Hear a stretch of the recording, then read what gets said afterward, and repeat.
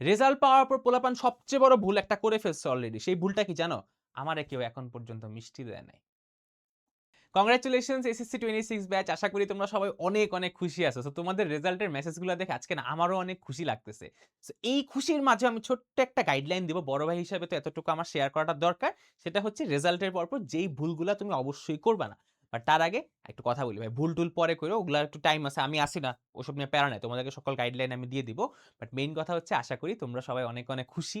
তোমরা যে যেরকম পরিশ্রম করছো সেরকম রেজাল্টই পাইছো। সো কংগ্রাচুলেশন সবাইকে। সবাই কিন্তু এই ৪ টা মাস, গত ৪ টা মাস একটা জিনিস ফিল করছো পরীক্ষা এবং তার আগের ৩ মাস যে তুমি যদি একটা জিনিস মন দিয়ে ট্রাই করো, তুমি যদি এটা অ্যাচিভও না করো, ওটার অনেক কাছাকাছি কিন্তু তুমি যাইতে পারো। তুমি যদি আরেকটু সময় নিয়ে চেষ্টা করতা, তাইলে হয়তো তোমার আরেকটু বেটার রেজাল্ট আসতো। বাট এনিওয়েজ আমার কাছে ভালো রেজাল্ট, খারাপ রেজাল্টের কোনো প্যারামিটারস নাই। আমি খুশি বেসিক্যালি সবার জন্য যে ভাই সবাই বাচ্চাগুলো এতদিন কষ্ট করছে। এখন সবাই একটা রেজাল্ট পেয়ে সবাই একটু চিন্তামুক্ত হইছে। এখন রেজাল্টের পরপর তোমার সাথে ফার্স্ট যে কয়েকটা কথা আমি শেয়ার করব কিন্তু খুবই গুরুত্বপূর্ণ। সো ভিডিওটা স্কিপ করো না। চলো শুরু করা যাক। সো রেজাল্টের পরপর তোমাদের সবার হচ্ছে একটাই চিন্তা এখন যে ভাই এখন আমি কোন দিকে আগাবো। সো আমি আজকে তোমাদের সাথে শেয়ার করব যে রেজাল্টের পরপর তোমার কি করা লাগবে। তোমার রেজাল্ট পাওয়ার পরে প্রথম কাজ হচ্ছে আমাকে মিষ্টি পাঠাও। হ্যাঁ, আমাকে তুমি মিষ্টি পাঠাবা। এটা কিন্তু সবচেয়ে বড় ভুল। ঠিক আছে? এসএসসির রেজাল্ট পাওয়ার পর তোমার সবচেয়ে বড় ভুলটা হইছে আমাকে মিষ্টি না পাঠানো।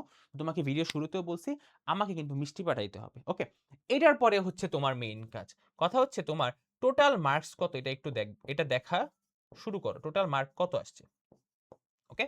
এবং টোটাল মার্ক দেখার পরে তুমি ডিসাইড করো যে তুমি এইচএসসির প্রিপারেশন শুরু করবা নাকি তুমি কলেজ অ্যাডমিশনের দিকে আগাবা। ওকে? ঠিক আছে? সো টোটাল মার্কের বিষয়টা কি? টোটাল মার্কের বিষয়টা তোমার ২ টা ক্ষেত্রে ইম্পোর্টেন্ট। একটা হচ্ছে তোমার কলেজ সিলেকশনের ক্ষেত্রে, একটা হচ্ছে তোমার কলেজ সিলেকশনের ক্ষেত্রে, আরেকটা হচ্ছে তোমার অ্যাডমিশনের ক্ষেত্রে। কলেজ অ্যাডমিশন যেটা আমি মিন করতেছি। সো কলেজ অ্যাডমিশনের ক্ষেত্রে মার্কটা ম্যাটার করে না। কি ম্যাটার করে ভাইয়া? কলেজ অ্যাডমিশনের ক্ষেত্রে শুধু ম্যাটার করে যে তুমি যদি সায়েন্সের হও, আমার চ্যানেলে মোস্টলি সায়েন্সের স্টুডেন্টরাই ক্লাস করো। তুমি জিপিএ 5 পাইছো কিনা? এতটুকু খেয়াল রাখবা। জিপিএ 5 পাইছো কিনা এবং 4th সাবজেক্ট হিসেবে তোমার হায়ার ম্যাথ ছিল। 4th সাবজেক্ট বলো, 3rd সাবজেক্ট বলো। তুমি হায়ার ম্যাথ পরীক্ষাটা তোমার এসএসসি পরীক্ষায় ছিল কিনা? হায়ার ম্যাথ এ প্লাস না পাইলেও এনডিসি তে ভর্তি পরীক্ষা দেওয়া যায়। প্যারা নাই, হলি ক্রসে দেওয়া যায়, সেন্ট জোসেফে দেওয়া যায়। তুমি যদি জিপিএ 5 পায়ে থাকো, তাইলে তোমার কলেজ অ্যাডমিশন একটা অপশন। যদি না পেয়ে থাকো, তুমি ডান বাম না করে ডিরেক্ট এইচএসসির পড়া শুরু করে দাও। ওকে? বাট একটা কথা ভাই, ২ দিকেই যাইও না। এটা কিন্তু ২ টা সেপারেট পাথ। একটা এদিকে যাবে, একটা এদিকে যাবে। ২ টা এক জায়গায় যাবে না। প্রথম ভুল সবাই যেটা করে যে এইচএসসি পড়া শুরু করে দিছো, হয়তো অনেকে অলরেডি শুরু করে দিছো আমি জানি না। বাট অনেকে হচ্ছে কলেজ অ্যাডমিশনের পড়ায় আছে। বাট ভাই রেজাল্ট পাওয়ার পরপরই একদম কলেজের কোর্সগুলোতে ঝাঁপায় পড়ে ভর্তি হয়ে যায় না। এগুলো সবাই বলে সিট চলে যাচ্ছে, এই চলে যাচ্ছে, ওই চলে যাচ্ছে। ভাই এটা বিশ্বাস করো, প্রথম ২ সপ্তাহ পর মেক্সিমাম ব্যাচেরই 10-20% স্টুডেন্ট চলে যায়। ক্লাস করে না, হুদাই। এগুলা নিয়ে তো হাইপ-টাইপ হওয়ার কিছু নাই। ঠিক আছে? সবাই এখন কোর্স সেল করা, অফলাইনে ভর্তি করানোর জন্যই পাগল হয়ে গেছে। সো এটা নিয়ে এত মাথা ঘামানোর কিছু নাই। তুমি চাইলে পরে যেকোনো জায়গায় ভর্তি হতে পারবা। কোনো সমস্যা নেই। কথা হচ্ছে তোমার এখন কিভাবে প্রসিড করা উচিত? আমি বলব তুমি ফার্স্ট এ আইডেন্টিফাই করো তুমি কি চাও? তুমি কি চাও যে কলেজ অ্যাডমিশনে তুমি একটা ফাটায়া প্রিপারেশন নিয়ে পরীক্ষা দিবা? তাহলে কলেজ অ্যাডমিশনের দিকেই মুভ করো। বাট আমি একটা কথা বলি, যারা এতদিন কলেজ অ্যাডমিশনের জন্য প্রিপারেশন নেও নাই, এখন লাস্ট ১০-১৫ দিনের মধ্যে মানে খুব একটা হাই হোপস নিয়ে প্রিপারেশন নিও না। কারণ কলেজ অ্যাডমিশন জিনিসটা না, মানে তুমি যদি পড়া ভুলে যাও, এখন ঠুক করে এসে তুমি একদম কলেজ অ্যাডমিশন কোপায় দিবা, এটা একটু টাফ। কারণ তোমার ভালোই পড়া লাগবে। তো যারা অনেকদিন পড়ো নাই, তাদের জন্য আমার সাজেশন, যদি তুমি একদম ঠিক করো পড়বা, তাহলে কিন্তু তোমাকে দিনে একদম এসএসসির পরীক্ষার আগে যেমন তুমি রাত-দিন নাই করে এক করে পড়ালেখা করছো, ওইভাবে পড়াশোনা করতে হবে। তাইলে তুমি একটা চান্স আছে কলেজ অ্যাডমিশনের দিকে যাওয়ার।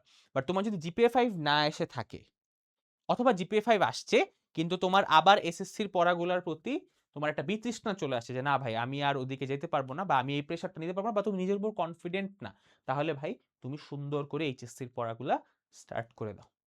এইচএসসি কিন্তু অনেক পড়া। মানে সবাই বলে এটা ভয় দেখায় বেশি, বেশি করে আই নো।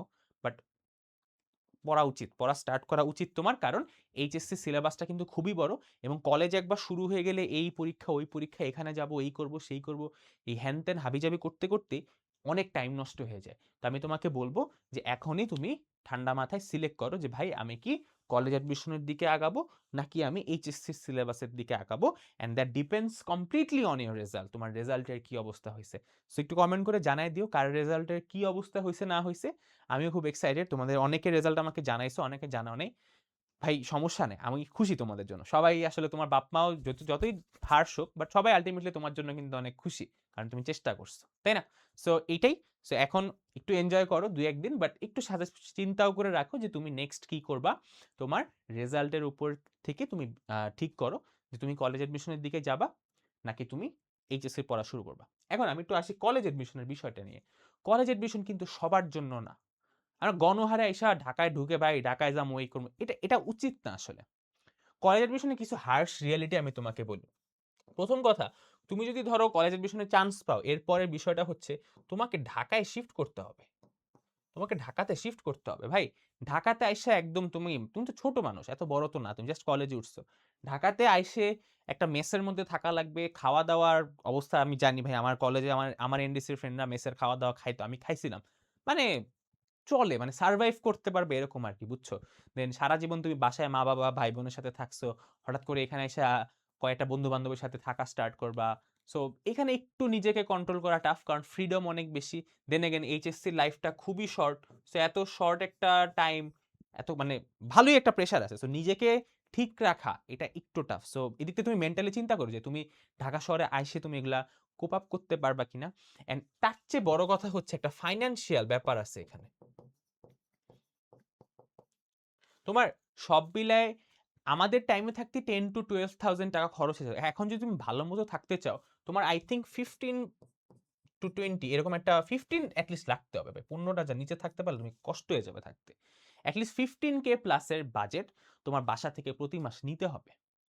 তোমার চলার খরচ আছে, তাও হবে না। কারণ ভালো একটা মেসের মধ্যে থাকলেই তোমার 10-এর মতো পড়ে যাবে। অ্যান্ড 5,000 টাকা দিয়ে মাসে চলাটাও একটু টাফ, কারণ বই খাতা, কোচিং-টোচিং মানে ভালো একটা খরচ। তো তোমার ফ্যামিলি এই খরচটা নিতে পারবে কিনা? এট লিস্ট 15,000 টাকা মাসে। এটা একটা বিষয়। চাইলে এটা আরো কমায়-টমায় করা যায়, বাট এত মানবেতর জীবনযাপন করে না পড়াশোনা হয় না। অনেকে দেখছি ঢাকা শহরে আইসা একদম যেন-তেন একটা মেসের মধ্যে উঠে যায়।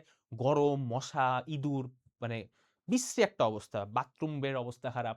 তো এরকম মানবেতর পরিবেশে আইসে না তোমার পড়াশোনা হবে না। সো তোমার একটু টাকা খরচ করার মেন্টালিটি নিয়ে আসতে হবে। অ্যান্ড থার্ডলি, তুমি একটা প্রেশার ছাড়া পড়াশোনা করতে পারো কিনা, এটা একটা বিষয়। কারণ আমি আমার অনেক পোলাপানদের দেখছি, স্টুডেন্টদের দেখছি, ওরা ঢাকায় এসে পড়াশোনার জন্য এসে সবকিছু করে পড়াশোনা ছাড়া।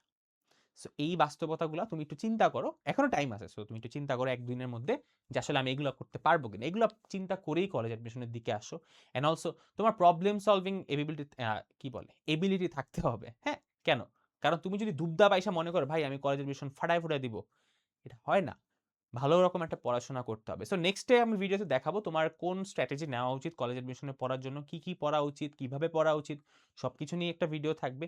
প্রিভিয়াস ইয়ারের কিছু কোয়েশ্চেন ব্যাংকও সলভ করে দিব। বাট আমি বলব আজকে তুমি একটু চিন্তা করো।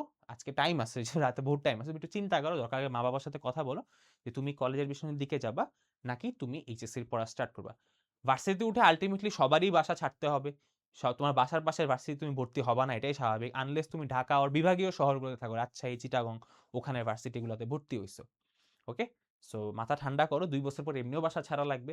সো এটা চিন্তা করে হয়তো এখন থেকে ছাড়তে পারো, অর তুমি একটু চিন্তা করো যে না আমি বাসায় থাকি, ভালো করে পড়াশোনা করি। কারণ কলেজ অ্যাডমিশনে কি করছো এটা ম্যাটার করবে না যদি তুমি ভালো একটা ভার্সিটিতে না চান্স পাও। অ্যান্ড ওটার জন্য এইচএসসি পড়াটা খুবই গুরুত্বপূর্ণ। ওকে? তো একটু মাথা ঠান্ডা করে চিন্তা করো যে আজকে কি করবা। আমার সাজেশন হবে, যদি তুমি নিজের উপর কনফিডেন্ট থাকো, তোমার একটা ড্রিম থাকে এবং তুমি মনে করো তুমি ড্রিমটা অ্যাচিভ করতে পারবা, গো ফর কলেজ অ্যাডমিশন।